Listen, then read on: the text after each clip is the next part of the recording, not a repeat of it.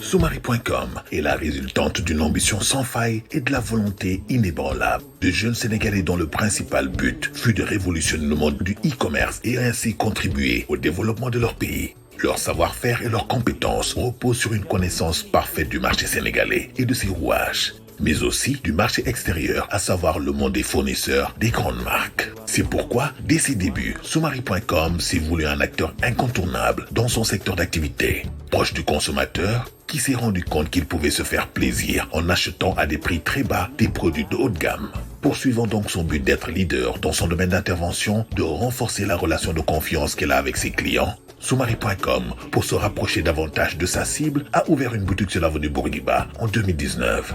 Boutique qui fut une aubaine pour les populations voisines car leur permettant d'avoir une visibilité sur les produits de la plateforme.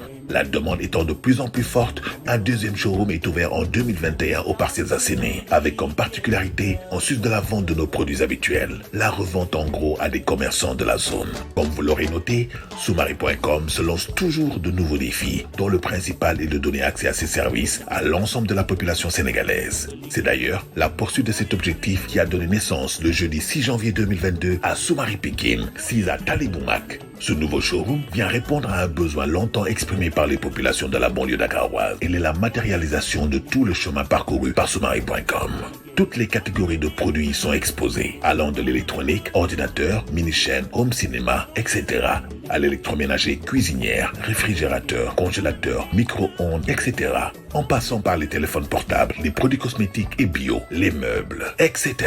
Soucieuse de l'environnement qui l'entoure, des réalités du pays, à savoir un pays pauvre où les moyens de la majeure partie de la population sont limités, Soumari.com s'est également lancé dans un nouveau projet qui permettrait dans un premier temps à tous les salariés domiciliés à la CBAO de bénéficier de ces offres avec un mode de paiement très allégé et étalé sur 24 mois. Et avec un plafond fixé à 2 millions de francs CFA.